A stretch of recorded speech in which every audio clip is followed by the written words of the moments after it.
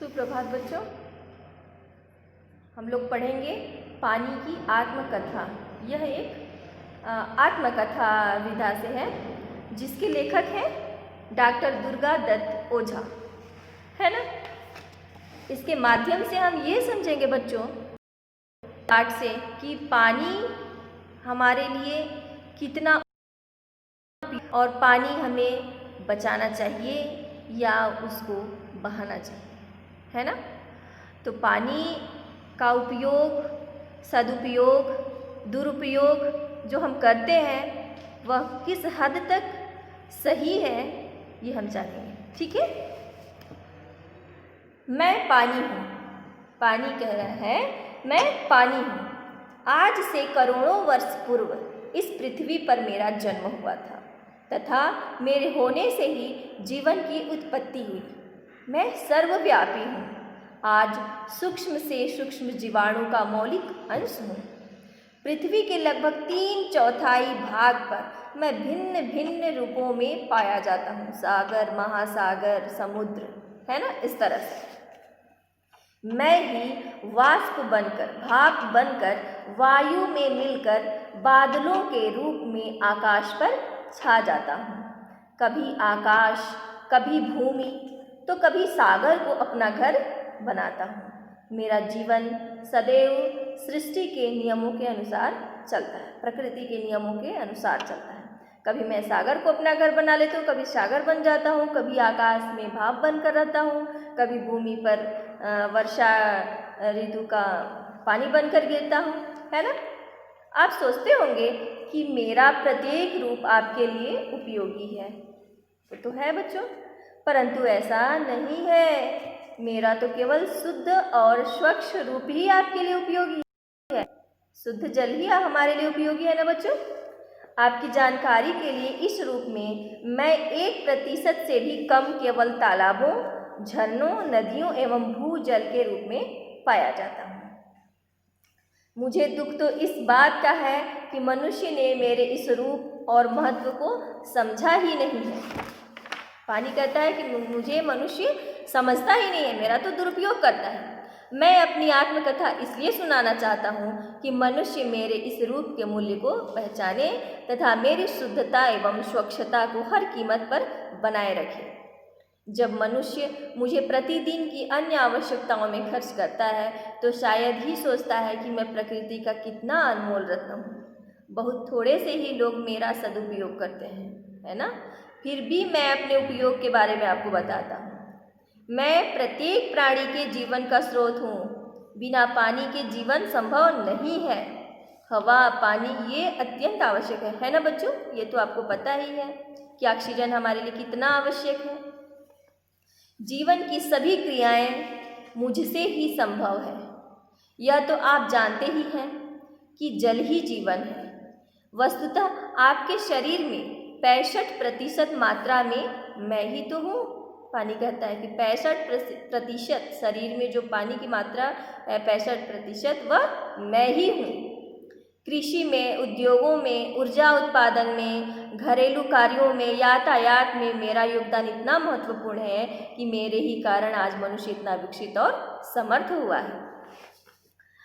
पानी कहता है मेरी मांग निरंतर बढ़ती जा रही है। जनसंख्या में अनियंत्रित वृद्धि, जनसंख्या दिनों दिन बढ़ती जा रही है। तेजी से बदलते रहन सहन, खान पान के ढंग से मेरे ऊपर असीमित दबाव बढ़ता जा रहा है।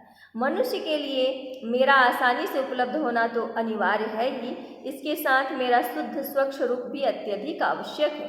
परंतु आज के समय में मनुष्य ने कभी अज्ञानवश तो कभी जानबूझकर भी मेरे ऊपर इतने कुठाराघात किए हैं कि अपने जीवन चक्र के अनुसार सामान्य रूप से चलने में मुझे बड़ी कठिनाई होती है। लंच टाइम में आप जब हाथ धोने के लिए आते हैं हैंड वॉश के लिए, तो पानी बर्बाद करते हैं ना। कभी कभी कोई नल ही खुला छोड़ देता है तो उससे पानी बर्बाद होता है ना। तो इससे पानी को कष्ट होता है बच्चों, है ना। जब मुझमें बहुत अधिक रासायनिक, जहरीले तथा गंदगी वाले पदार्थ विसर्जित कर दिए जाते हैं तो मैं दूषित हो जाता हूँ। जैसे गंगा नदी के जल में लोग जहरीले और गंदे पदार्थ ये सब डाल देते हैं, बहा देते हैं, तो गंगा नदी का जो जल है वह अपवित्र होता जा रहा है ना। गंदा होता जा रहा है, दूषित होता जा रहा है, जिसको पीने से मनुष्य को कितने प्रकार की बीमारियां हो सकती हैं, है ना। तो वही पानी समझा रहा है। और मुझ में वायु अर्थात ऑक्सीजन की कमी हो जाती है। बड़े बड़े कल कारखानों ने प्रदूषण से जो मेरा हाल किया है वह बहुत असहनीय है, बहुत पीड़ादायक है, बहुत कष्ट होता है। कभी कभी मैं भूल जाता हूँ कि मेरा कोई शुद्ध साफ निर्मल रूप भी है। बहुत कष्ट हो के कह रहा है, कष्ट से ग्रसित है, वह कह रहा है कि कभी कभी तो मैं भूल जाता हूँ कि मैं शुद्ध साफ निर्मल जल हूँ। कुछ स्वार्थी लोगों की वजह से मैं पीने के योग्य भी नहीं रह जाता हूँ। लाखों नर नारी तथा बच्चे मेरे दूषित रूप के उपयोग से मौत का ग्रास बन जाते हैं, मौत के मुंह में चले जाते हैं गंदे पानी पीने से। जब असंख्य प्राणी तथा वनस्पति जगत विभिन्न रोगों के शिकार बनते हैं तो मुझे बहुत ही कष्ट होता है। मनुष्य ने वन संपदा, वन जंगल तथा हरे वृक्षों को काट गिराया है। हरे भरे पहाड़ जो मेरे बादलों के रूप को आकर्षित करके वर्षा कराते थे आज मरुस्थल हो गए, खाली हो गए, है ना। जब मैं नंगे पहाड़ों पर बरसता हूँ तो क्या होता है, धरती का भयंकर कटाव होता है, बाढ़ आ जाता है। बाढ़ के जल से थल का विनाश होता है, पृथ्वी का विनाश होने लगता है। लोग बेघर हो जाते हैं, मौत के मुंह में चले जाते हैं, है ना बच्चों। सुनते हैं ना कि बाढ़ की त्रासदी से कितने लोग मरे, कितने लोग बेघर हो गए, बिना घर के हो गए। तो ये किस कारण से होता है, जंगल की कटाई से, वनों की कटाई से। हमें पेड़ काटना नहीं चाहिए, हमें पेड़ लगाना चाहिए। दुख तो इस बात का है कि मनुष्य फिर भी मुझे और प्रकृति को ही दोष देता है कि क्या भगवान ऐसा कर रहे हैं, बहुत ज़्यादा बाढ़ आ रहा है, बहुत ज़्यादा सूखा पड़ गया है ना, शुद्ध ऑक्सीजन नहीं मिल रहा। ईश्वर को दोष देते हैं, लेकिन दोष ईश्वर का नहीं, दोष हमारा है। हम लोग पेड़ की कटाई कर देते हैं तो शुद्ध ऑक्सीजन नहीं मिलता, जिससे बाढ़ भी होता है, नुकसान होता है, तो हम सभी का ही नुकसान होता है। हम ईश्वर को व्यर्थ में ही दोष देते हैं, है ना। प्रकृति के साथ यदि आप मित्रता रखते हैं ना तो और उसे सुरक्षित रखते हैं तो प्रकृति अपने अपार प्यार को, असीम प्यार को और खजाने को आपकी सेवा में अर्पण कर देगी। मेरा उपयोग एक स्वाभाविक एवं व्यावहारिक क्रिया है। आपको शायद आभास नहीं होगा आप मुझे किस तरह से काम में लेते हैं। जाने अनजाने में कहीं पर मेरा दुरुपयोग, व्यर्थ खर्च और प्रदूषण तो नहीं करते। सोचिए बच्चों, आप कहाँ कहाँ पानी को व्यर्थ में नुकसान करते हैं, व्यर्थ में बहाते हैं, दुरुपयोग करते हैं। घरों में आप अनजाने में मुझे बहुत बेकार गंवा देते हैं। नहाने के लिए 1 बाल्टी पानी आवश्यक है तो आप 4 बाल्टी पानी गिराते हैं, होता है ना। कपड़ा धुलने के लिए 2 बाल्टी आवश्यक है तो हम 10 बाल्टी गिरा देते हैं। तो इस तरह से पानी का क्या होता है, दुरुपयोग होता है, जिसे थोड़ी सी जागरूकता से बचाया जा सकता है। उदाहरण के तौर पर कभी कभी नल बंद करना भूल जाते हैं, जैसा कि अभी थोड़ी देर पहले मैंने बताया आपको। नल, हैंडपंप कभी कभी लीक हो जाते हैं और मैं बहता रहता हूँ। जब मेरी कमी होती है तो आप मुझे संभाल कर उपयोग करते हैं। जब प्यास लगती है तो उस समय कैसा महसूस होता है बच्चों, बहुत तेज प्यास लगती है जब गर्मी के दिनों में, और पानी नहीं मिलता जल्दी से तो कैसा लगता है, पानी बंद हो जाता है, बोतल में भी पानी नहीं है, तब कैसा लगता है उस समय, तब पानी की कमी महसूस होती है ना। तो हमें पानी बचाना चाहिए, दुरुपयोग नहीं करना चाहिए।